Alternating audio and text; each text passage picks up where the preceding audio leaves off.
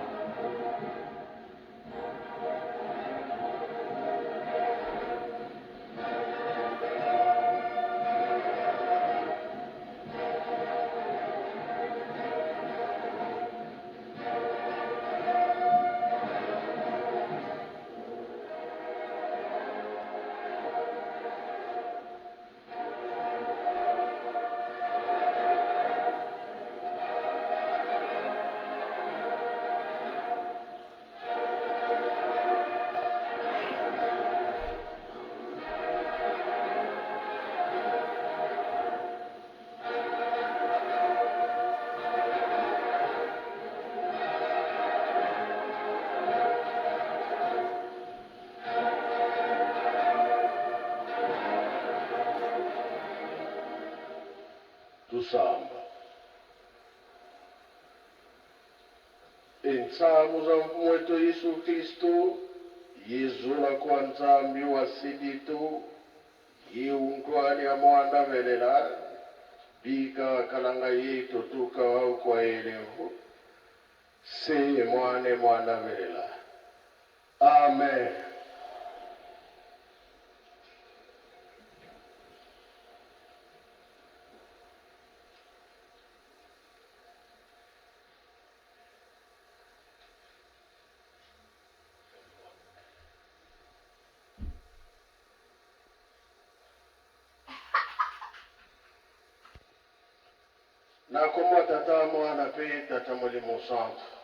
In the name of the Father, the Son, and the Holy Spirit.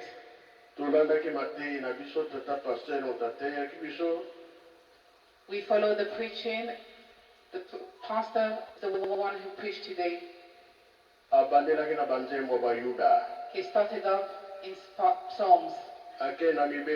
He went into the Ten Commandments.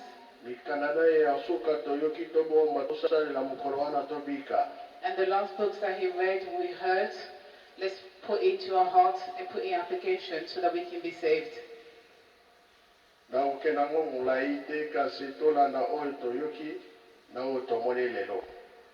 not going to talk too much, but let's listen and follow what we've heard so we can put into application.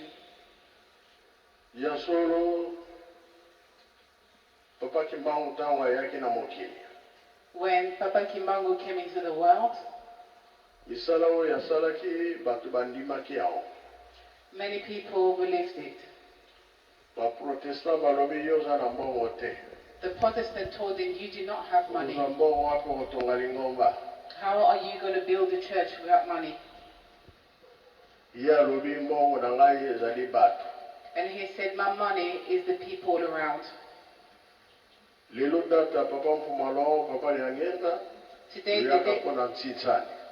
Today the date of Papa Fumalongo, Papa Dengina Kuntima is the date of the offerings.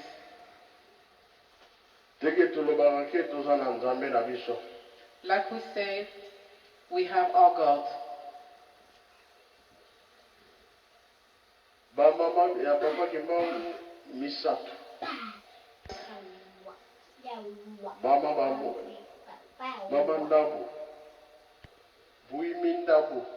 Mama Mwindi Gambo.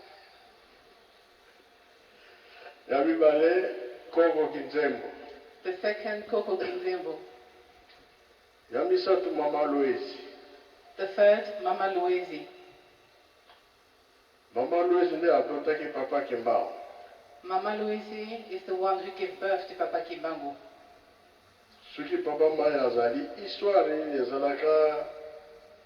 Papa Uma Akuikoyape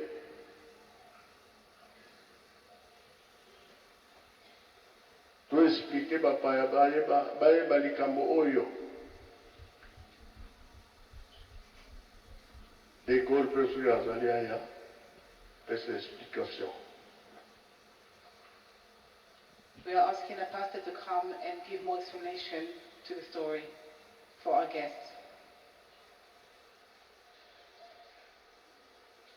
elingi oloba boye na ntongo nyonso bamama bakendaka na mai. Every morning, those women used to go down to the river. Mama Kinzembo mpe akendaki na ntongo koluka mai. Mama Kinzembo also went in early morning to the river to fetch some water. Ozongi na ye na mboka Nkamba. When she came back to the village of Kamba, esika ezali carte d'Afrique. where you can find the map of Africa, which is near the temple. Amoni tata moko atelemi wana. She saw a man that stood there. Alors tata wana alakisaki musapi na kalebasi ezaki na mutu ya mama Kinzembo. Mama Louise, pardon. And the man pointed his finger as a small vase that she had. Tango alakisaki musapi kalebasi pasuki. And when he pointed the finger at it, it broke. Mai etikali na mutu kalebasi pasuki na.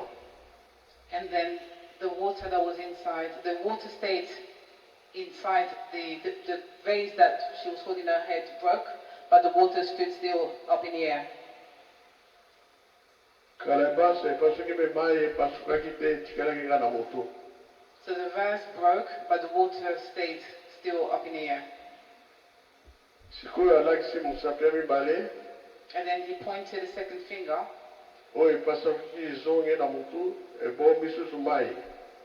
The vase that broke, the pieces came back together and held the water inside the vase. Tolanda bango ndenge nini elakisi makambo wana ya Kalebasi na mama Kinzembo na tata Simon Kimbao. So let's listen to the pastors who explain the mystery behind that story. Na komba tata mwana pe tata molimo santo. In the name of the Father, the Son, and the Holy Spirit. Merci papa. Na maloba opesi biso. Thank you, Papa, for giving us words. Poto loba likambo ya munene elembo o emonana avant mbotama ya papa Simon Kimbangu le 12 septembre 1887. So that we can talk about the signs that showed before the birth of Papa Simon Kimbangu on the 12th of September 1887.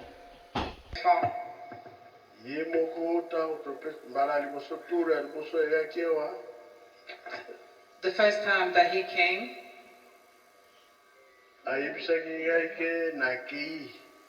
he told me that I'm going to preach to the whole world.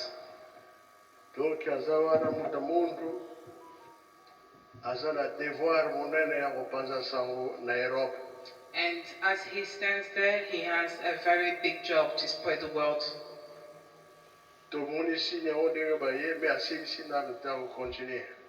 And we see the signs. He has not finished yet, he will continue.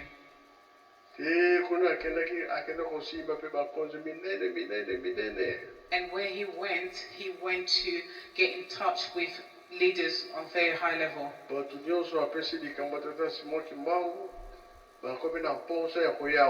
And every single person that he speaks of the news of Papa Simon Kimbangu want to come here.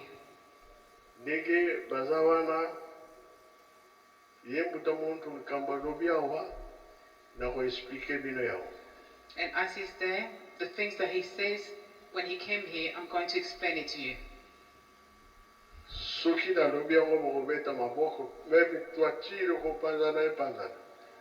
And if I say what I'm about to say, you're going to be clapping hands.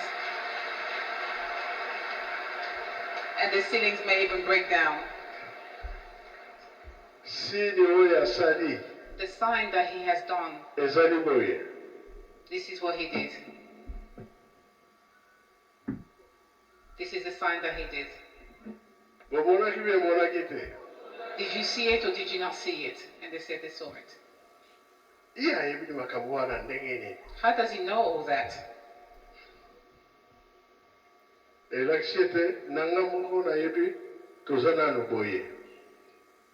So that means that he's showing that we are all almost like this. We all, for the moment, we are like that. Yeah, Robi, tokoyebo. And he said that we are not now like this.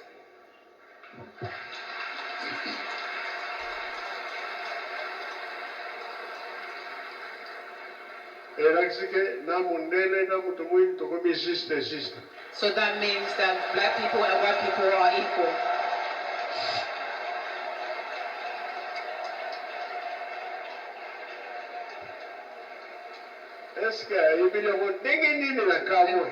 How does he know all that?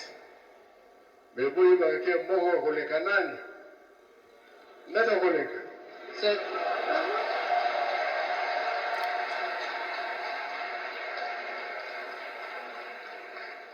thank you.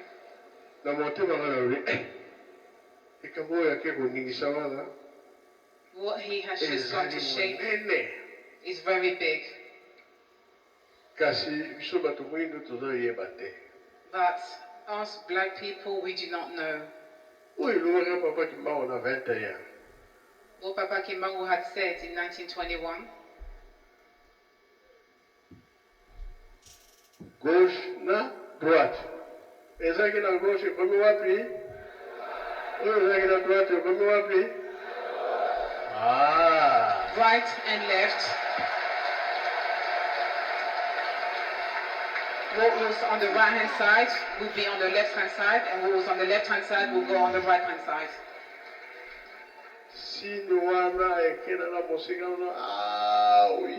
So when he made that sign, when he made that sign, I then realized that yes, that's right. Everything that our fathers were saying has now been accomplished.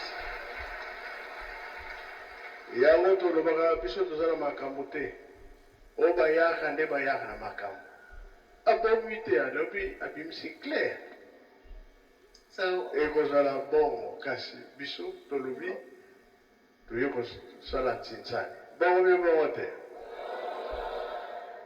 we don't have much to say. That those who come from very far are the ones who are coming and spread the world. So our money is what we do. What we get is what we do. We do the collections peacefully. Almost stand up. This is his child.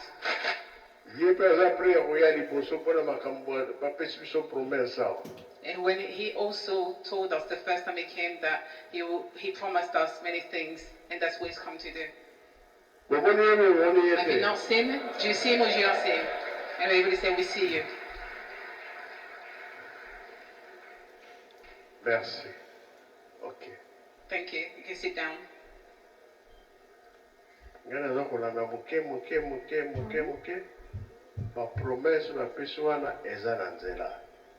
And I'm just speaking bit by bit, but every promise. Voyage à Luboso, à Kendaki, à Kutanaki, à Konzinyo, Tina, Dubai. Là, va continuer à pécher pour les aïeux. On a la roba qui n'a yé, à bomber le côté, à l'axe. Et on va louer et tikali mouké. When he came before, he went to meet with many authorities on high level, and he said what I told him to say. And now that he's come back, we will still see things accomplishing. Naba tata, naba mama, aye naba ngo batu minene. And he has come with the white people who are men and women. Bazana misala pe ya minene. And each one of them has big missions. And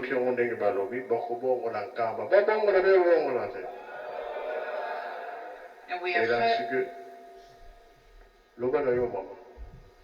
and he has said that they've come to be able to raise Kamba, bring Kamba to the world. Do you want so or not? We do. Misala fe salama. Biso tozo sala misala me kolemba eleki mingi. Batali wa moni ke makoma bien ezali awa. totonga Yerusalemi. Makanisi ke musika teknolojia ya bango na ya biso différent. Bongo be bongo te. Lelo toye kosala ntitsa. Ndenge elobamaki bongo na ye bato. Tozwi ntango molai me tokosala kaka. Lelo tolakisa na biso na bango mosala oyo kosalama ndenge nini totongelaka Yerusalemi. Faki totonga Yerusalemi toningana nana tozala pongi. So as they have come here, we will show them that we do work, but we know that people have been working hard and they're becoming tired, but do not be tired. We build by the collections that we do, and they've come with some advanced technology that we do not have, but we need to make an effort to continue building Kamba. And now he's asked the brass band to play the song, Building Kamba.